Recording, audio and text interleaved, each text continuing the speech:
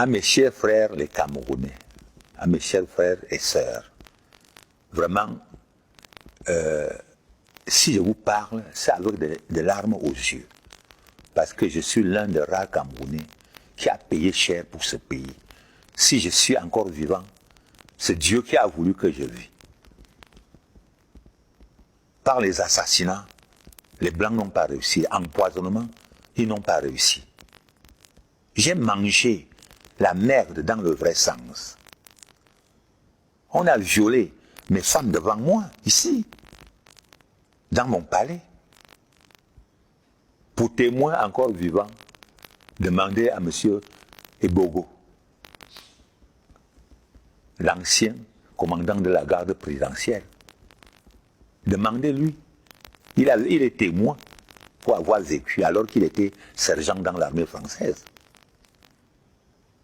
Mes chers frères et sœurs, ne nous laissons pas tromper. Que les politiciens ne nous aident pas à détruire le Cameroun. Que les politiciens ne nous aident pas à détruire le Cameroun.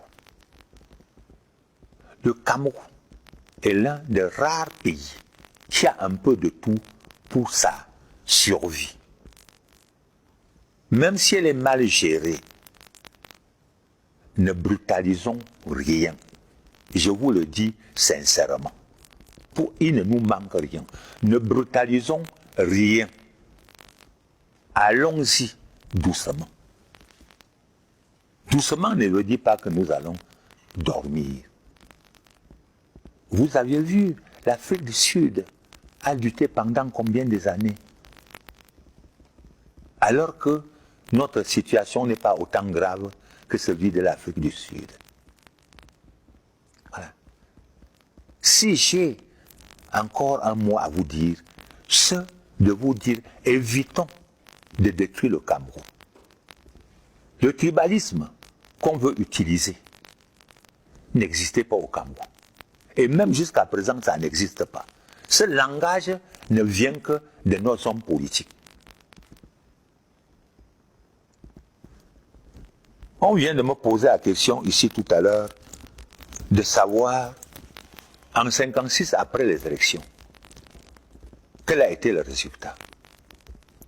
Mais effectivement, le résultat a été que le résultat laissait voir qu'une tribu à lui seul peut gouverner le Cameroun si on tient à la démocratie. Voilà. Le résultat laissait voir ça, qu'une tribu peut gouverner le Cameroun démocratiquement. Et de cette manière, la France avait profité pour mettre en place le mécanisme qui ne favorise pas la démocratisation du Cameroun. Mais ce n'est pas pour cette raison que nous allons prendre comme pour prétexte pour tuer le Cameroun. Je pleure et je continue à pleurer quand je vois à travers la télévision mes frères, que ce soit mes sœurs, mes frères, qui prennent la parole tout en sachant que ceci est faux et ils continuent à apprécier.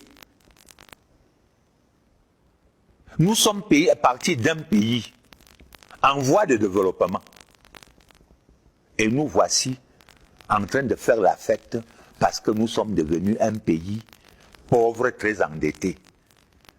Et mon cher frère, ce soir, à la télévision, va dire que le Cameroun est très bien géré. Non, mon frère, je te le dis sincèrement, ça ne nous honore pas. Ce n'est pas parce que tu milites dans un parti que si ton pays finit, tu dois être content parce que tu milites dans ce pays-là. Non.